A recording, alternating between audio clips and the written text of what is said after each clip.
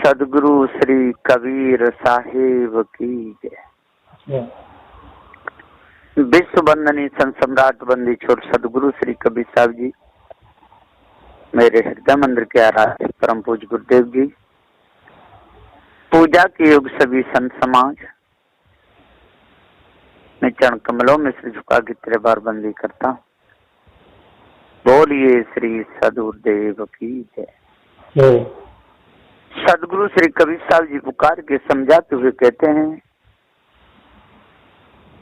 कि इस संसार में बड़े बड़े राजे हुए, महाराजे हुए, सेठ साहूकार भी हुए और साधु सन्यासी भी हुए,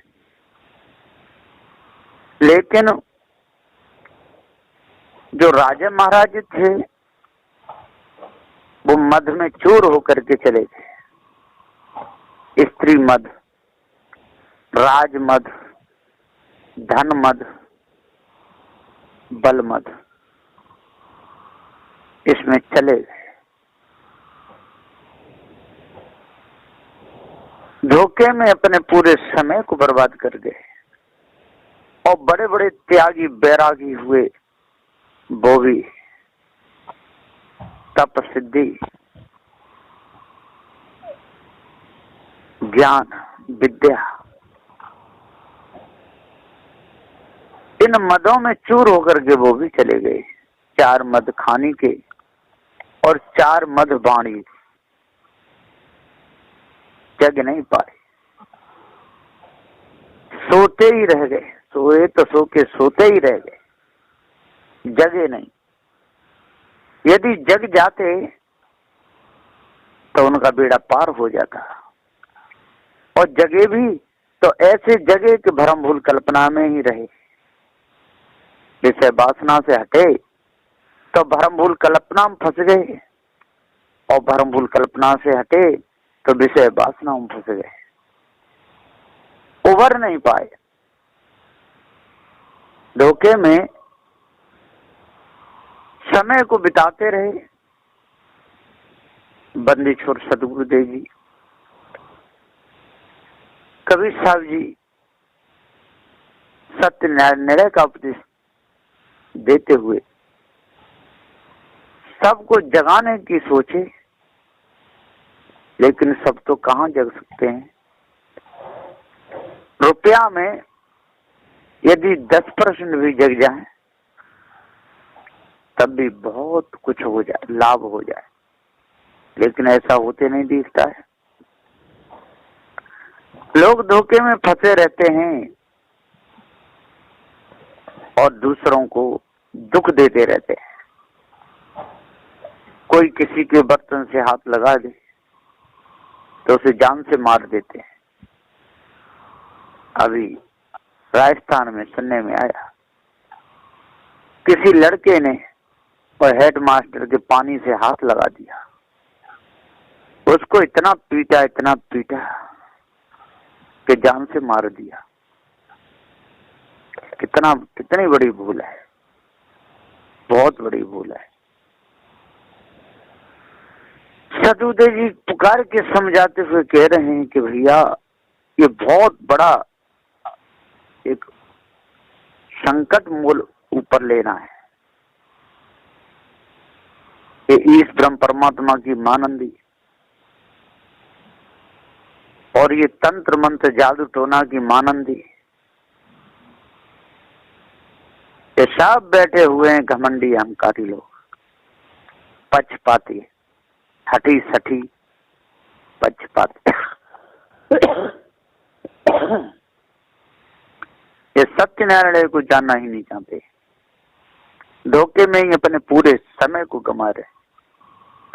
और जब तक धोखे में ये समय को गमाते रहेंगे और भूल में सोते रहेंगे, तब तक इनके अंतःकरण पे भ्रम भूल का पर्दा पड़ा ही रहेगा। बहुत बड़ी भूल है। इस भूल को त्यागने के लिए ये तंत्र मंत्र जादू टोना से हटने के लिए एक पारख ज्ञान ही सहायक है। ये सब ब्राह्मण क्षत्रिय वैश्य शूद्र इन कचरा से निकलने के लिए, इससे हटने के लिए एक पारख सिद्धांत ही सहायक है। नहीं तो लोग नदी नालों को पूज पूज करके बड़े वीरान हो रहे हैं। कोई कुछ कहता है, कोई कुछ कहता है, कोई कुछ कहता है। और पारख की सद्गुरुदेव जब निर्णय देते हैं जड़ चेतन का, तो ये लोग मुंह हिटते हैं, आंख सकोड़ते हैं, नाक सकोड़ते हैं। अरे इससे कुछ नहीं होने वाला है, विचार करो।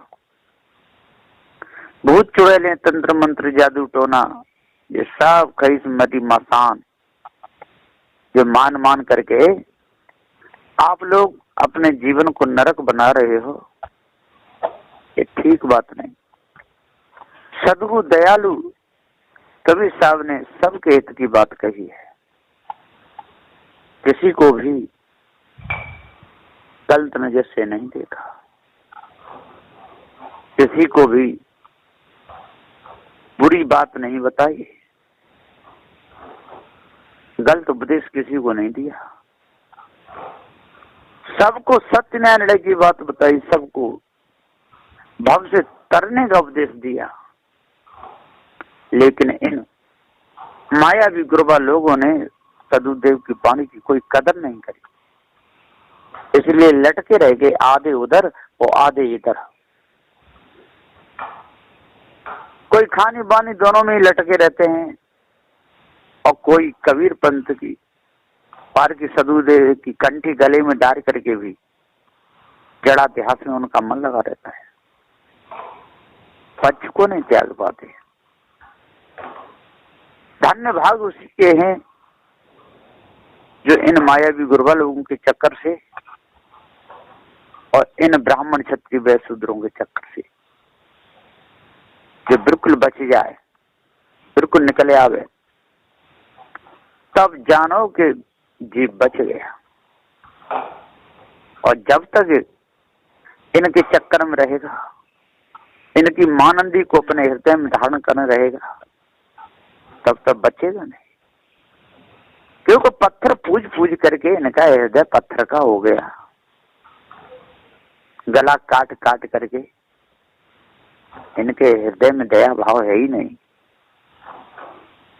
शराब पी पी करके, मांस खा खा करके,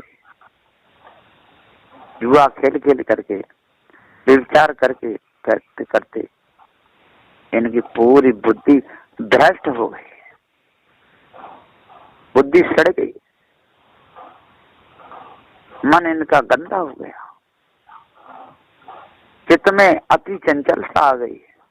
फिर कहाँ बोध विचार इनके अंदर ठहरेगा? ठहर ही नहीं सकता है। बहुत भारी भूल है। पार की संतों के पास जाते नहीं, पार की सदबुद्धि कभी मुझे समझ आए तो समझते नहीं। अब इनको कहां से पार ज्ञान होगा? कभी नहीं होगा। वो तो यही पूजते पूजते पत्थरों को अपना समय निकाल दे। लेकिन पार की संत दयालु होते हैं, कहते हैं दया निधि सदगुरु, दया ही करेंगे, भक्तों के हित की बात ही कहेंगे। दयानिधि सदगुरु होते हैं, वो हित की बात कहते हैं। उनके अंदर पक्ष नहीं है। जो पार की संत है वो पक्षपात नहीं करते हैं,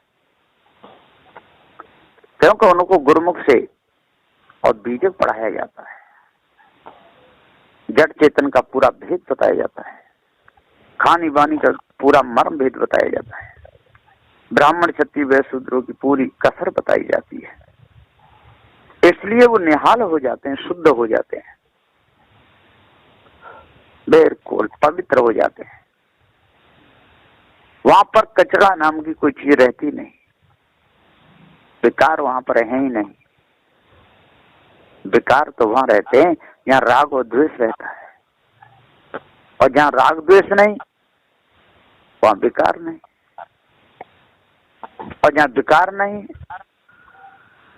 छल कपट नहीं, जहाँ छल कपट नहीं, तो चोरी हिंसा विचार नहीं, और जहाँ चोरी हिंसा विचार नहीं, तो वहाँ संसार का भार नहीं। जहाँ चोरी हिंसा विचार नहीं है, तो उसके हृदय में संसार का भार होगा ही। यदि चोरी हिंसा विचार की तरफ लक्ष्य है, तो पूरे सारे संसार का भार आ जाएगा। इसी प्रकार से सदबुद्धि जी कहते त्याग वैराग में यदि पूरा लक्ष्य नहीं है साधक का, तो वहां भी भार बना रहेगा, वो भी दुखी सुखी होता रहेगा। जब ब्राह्मणों पे दुख पड़ेगा, और ब्राह्मण कुल में यदि साधु हुआ है तो दुखी हो जाएगा, पद से गिर जाएगा। क्षत्रिय कुल में जन्म हुआ है, उन पर यदि कोई भार पड़ा तो दुखी हो जाएगा, अपने पद से गिर जाएगा। वैश्य कुल में जन्म हुआ, यदि उन्होंने कोई भार पड़ा तो दुखी हो जाएगा, तो अपने पद से गिर जाएगा। शूद्र कुल में जन्म हुआ, यदि उन पर कोई भार पड़ा और दुखी हो गया तो गिर जाएगा। यदि इन चारों वर्णों में से यदि जो ऊपर निकल जाता है वो शुद्ध हो जाता है, पवित्र, फिर उसका विचार वो न्यारा है। न्यारा न्यारा न्यारा हो साधु चारों वर्णों से न्यारा, फिर को न्यारा होता है। और यदि उसके अंदर भी यदि कोई कीच है, कोई लेस है, कोई चिपक है, कोई स्नेह है, तो समझ लो कि फिर वो फंसा ही रहेगा, तो रस लेता ही रहेगा, संसार में चिपका ही रहेगा।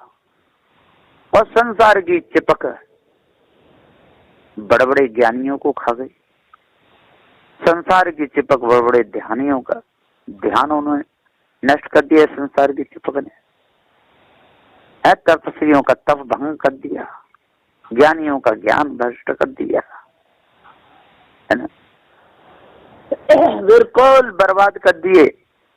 तो सदबुद्धि प्रकार के समझाते हुए कहते हैं कि जब तक हम त्याग और वैराग को महत्व नहीं देंगे, तब तक स्त्री, कुटुंब, परिवार, जात, वर्ण, देश, पक्ष, इसी में हमारा पूरा समय निकल जाएगा।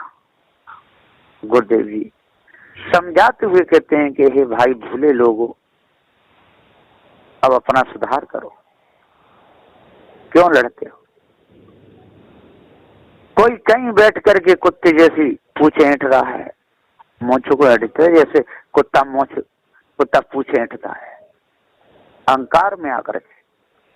हाँ, मोछ तो एक शान होती है, और मोछ रखाना कोई पाप भी नहीं है, शान है। रक्षा के लिए, नम्रता के लिए, कोमलता के लिए यदि रखाता है और कहता है कि मैं अपनी मोछ पे हाथ रख कहता हूँ मैं किसी को दुख नहीं दूंगा, तो बहुत अच्छी बात है। मैं अपनी मोछों को ऐंठता हूँ, मैं आज से चोरी हिंसा विचार नहीं करूंगा, तो बहुत अच्छी बात है। ये मेरी शान है, इस मोछ को झुकने नहीं दूंगा। यदि मांस खाऊंगा तो मेरी मोछ झुक जाएगी, शराब पीऊंगा चादर पे जूते पड़ेंगे, मोछ झुक जाएगी। किसी दीन दुखियों को यदि सताऊंगा तो वो बेचारे अंदर ही अंदर मेरे को गाली देंगे, कोसेंगे, बड़ा दुष्ट है, तो मेरी मोछ झुक जाएगी। यदि ऐसे विवेक विचार को धारण करके और शान से यदि रखाता है तो बहुत अच्छी बात है। तो दूसरों को दुख देने के सताता है, तेरी हिम्मत कैसे पड़ गई मेरी तरफ देखने की? मेरे घर की तरफ क्या देखने जा रहा था? धड़ाफड़ जूते मारती है ना।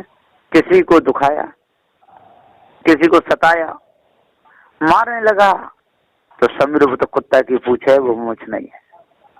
सदबुद्धि जी पुकार के समझाते हुए कहते हैं ज्ञानी बना बैठा है, बड़ा पंडित बना बैठा है, लेकिन धोखे में फंसा रहा है ना। ईश्वर परमात्मा की कल्पना में फंसा रहा है, पत्थर पूजा में फंसा रहा है, और कहता है कि मैं बहुत बड़ा पंडित हूँ। अरे पंडित नहीं है, वो तो लवार है, ढोंगी है, हठी सटी है, पक्षपाती है, मन में विकार भरे हुए हैं, सत्य निर्णय को जानना नहीं चाहता, मानवता खो दी, 4 वेद 6 7 18 पुराणों को पढ़ता है, दूसरे की बहन भांजियों की और इज्जत लूटता है, विचार करने में कोई दोष नहीं मानता है। अब बताइए इनका अंतःकरण पवित्र कैसे होगा? कभी नहीं हो सकता। कभी इनके हृदय की कालमा मिट नहीं सकती है। सदगुरुदेव यहाँ पुकार के समझाते हुए कहते हैं, भैया साधना करो, तन को साधो, मन को साधो, वचन को साधो, और इन भूत भवानी चंडी मुनि के चक्कर में मत पड़ो, ईश्वर परमात्मा के चक्कर में मत पड़ो, पत्थर पूजा के चक्कर में मत पड़ो, और इस जात वर्ण के चक्कर में मत भूलो। सब मनुष्य है, सबका शरीर माता पिता के संयोग से बना है, सबका शरीर रज और बीज से बना है। सब जीव दुख और सुख को जानते हैं, तन का सुख सभी जानते हैं, तन का दुख भी सब जानते हैं। ब्राह्मण क्षत्रिय वैश्य चारों वर्णों के लोग हित किया जाए और सबके पीठ में डंडा मारा जाए तो दर्द सबको होगा, और यदि नींबू का शक्कर डाल करके शरबत बना के दिया जाए तो सबका मुख मीठा होगा। यदि तीखी मिर्ची सबको खिलाई जाए तो सबका मुख तीखा हो जाएगा, चरफरा हो जाएगा। यदि खट्टी चीज सबके मुख में डाली जाए तो सबकी जीभ खट्टी हो जाएगी, और मीठी डाली जाए तो सबकी जीभ मीठी हो जाएगी, है ना। जैसा पदार्थ जीभ पे जाएगा तैसा हो जाएगा। सदगुरुदेव जी पुकार के समझाते हुए कहते हैं, जैसे कर्म में लगा दिया जाए और तैसा कर्म का अभ्यास बनने लगेगा। इसलिए सदगुरुदेव जी पुकार के समझाते हुए कह रहे हैं कि भैया, ना कोई ब्राह्मण है, ना कोई क्षत्रिय है, ना कोई वैश्य है, ना कोई शुद्ध है। शुद्ध रूप में मनुष्य मनुष्य बनो। मनुष्य बन गए तो ज्ञानी बन गए, मनुष्य बन गए तो ध्यानी बन गए, मनुष्य बन गए तो तपस्वी बन गए, और मनुष्य बन गए तो समझ लो मानवता आ जाएगी, और मानवता आ जाएगी तो आप साधना भी कर सकते हो, और साधना आपके जीवन में आ गई तो पूरा जीवन अपना निदाग निकाल सकते हो। किसी प्रकार का कोई भी दाग आपके हृदय में रहेगा ही नहीं।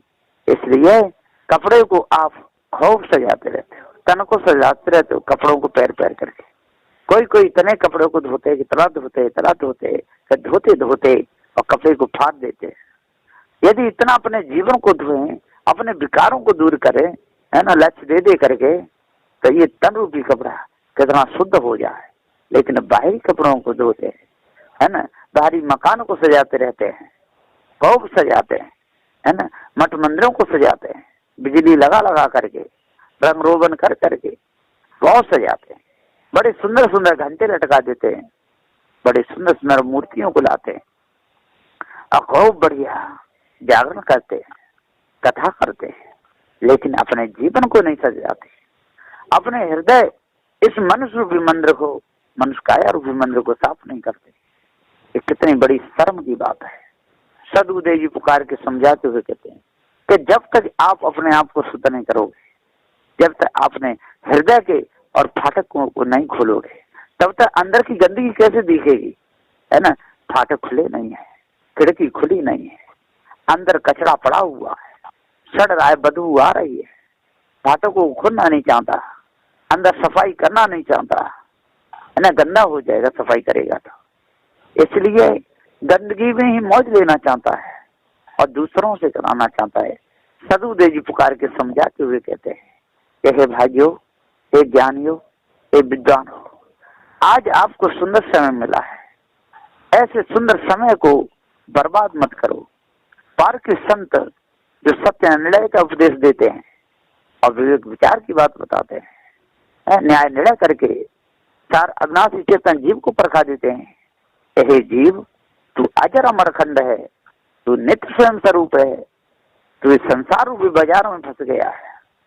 संसार में ये बहुत बड़ी मंडी है, संसार रूपी मंडी, इसमें तू फंस गया है। इसलिए तू अपने आप को संभाल नहीं पा रहा, अपने आप को बचा नहीं पा रहा है। ये बहुत दुकानें लगी हुई हैं संसार में, ये सब के सब बैठे दुकानदार बने, सब के सब बने व्यापार कर रहे हैं, सब झूठे धंधे में फंसे हुए हैं। झूठा ही व्यापारी है, झूठा ही खरीददार है। न उस व्यापारी को कभी ईश्वर परमात्मा मिला, और न उसकी बातों में आकर के जो तंत्र मंत्र जादू टोना में फंसे उनको ईश्वर परमात्मा मिला। दोनों के दोनों ही खाली के खाली है। ये व्यापारी बने हुए लूटने वाले लुटेरे मायावी गुरबा लोगों को कभी ईश्वर परमात्मा नहीं मिला, और उनकी सेवा करने वालों को भी कभी नहीं मिला। जो वस्तु हो तो मिले, जो वस्तु है ही नहीं तो कहाँ से मिलेगी। इसलिए झूठा अहंकार इन लोगों ने कर लिया और झूठा अहंकार करके भूले ही रहे, नर नारी भूले रहे, है ना, ये गुरु चेला भूले रहे, ये स्वामी सेवक, सबके सब भ्रम भूल कल्पना और विषय वासना में अपने पूरे समय को निकाल दिए। लेकिन इन्होंने पार की संतों से और सदग्रंथ बीजक को नहीं पढ़ पाया, जड़ चेतन के भेद को नहीं जान पाए, इसलिए ये अधूरे के अधूरे रह गए, कंगाल के कंगाल ही रह गए। और आज परस पर लड़ रहे हैं, ये पशु वृत्ति है, लड़ के मर रहे हैं, किसी को जान से मार देते हैं, किसी में गोली मार देते हैं, किसी को कुछ भी कहते हैं, किसी ने यहाँ घर बना लिया तो क्यों बना लिया, है ना, अरे उसने जमीन खरीदी, उसने अपना पैसा लगाया, अब कहता है नहीं नहीं, इससे हमारे मोहल्ले में तू घर नहीं बना सकता है, तू मकान नहीं खरीद सकता। अरे भैया यहाँ मानवता क्या है? ऐसा कहने वाला सुकर कुकर बिल्ली बंदर इन खानियों में जाएगा, बचेगा नहीं, उसका दूसरा जन्म सुअर का होगा। जो मनुष्य जो घृणा मानेगा, मनुष्य, अरे इसके कर्म शुद्ध हैं, पढ़ा लिखा है, गंदगी जिसके अंदर नहीं, तब वो भंगी जमा नहीं हो सकता है, वो तो मनुष्य है ना, जिसके कर्म शुद्ध है, पवित्र है ना, तो वही मनुष्य है, चाहे वो ब्राह्मण हो कोई भी हो। घृणा किसी से नहीं माननी चाहिए, न ब्राह्मण से घृणा माननी चाहिए, न क्षत्रिय से माननी चाहिए, न वैश्य से, न शूद्र से। यदि उनके गंदे कर्म हैं तो उनसे बचना चाहिए, गंदे कर्म वालों से मानना चाहिए। गंदगी तो गंदगी है ना, जिसको शुद्धता का ध्यान ना हो, जिसको खान पान का बिल्कुल ख्याल ना हो, जिसकी मति बिल्कुल मारी गई हो, चोरी हिंसा विचार में फंसा रहता हो, काटता मारता सताता रहता हो, अपने स्वरूप को जानता ही नहीं हो और दूसरों का पक्ष ले करके अपने पैर में कुल्हाड़ी मारता हो, ऐसे के साथ में, ऐसे के संग में कभी नहीं लगना चाहिए। जो ऐसे लोगों के संग में लगेगा, जो धोखेबाजों के संग में लगेगा, जो मूर्ख अनाड़ी लोगों के साथ में लगेगा, जिसको ज्ञान न हो, जिसको जड़ चेतन का भेद मालूम न हो, उसको पूछेगा तो वो ही धर्म की ही बात बताएंगे और धर्म धोखे में ही फंसाएंगे। उन्हें मालूम नहीं है जड़ क्या है, चेतन क्या है, निर्णय क्या है, तो निर्णय क्या बताएंगे? जिसको स्वयं ही रास्ता का पता नहीं है तो वो क्या बताएगा? जिसको पता है वो ही बता पाएगा। इसलिए जो पूरे पार की संत है, जो ज्ञानी ध्यानी है, जिनको पूरा पार ज्ञान हो गया है, जो जड़ चेतन का भेद पूरा जान गए हैं, इन चारों वर्णों की मानंदी से दूर हो गए हैं, अंतःकरण जिनका पवित्र हो गया है, अष्ट महासद्गुण जिसके हृदय में विराजमान है, 10 दोषों पर जिसने विजय प्राप्त की है, वही वास्तव में पारखी हैं और वही साधु हैं, वही त्यागी हैं, वही वैरागी हैं, उनकी ही साधना श्रेष्ठ है। तो ऐसे संतों की शरण में लग करके अपने हृदय की कालमा को दूर करना चाहिए, तब पूर्ण शांति मिलेगी। बस इन्हीं वचनों के साथ में मैं अपनी वाणी को विराम देता हूँ। बोलिए श्री सद्गुरुदेव की जय।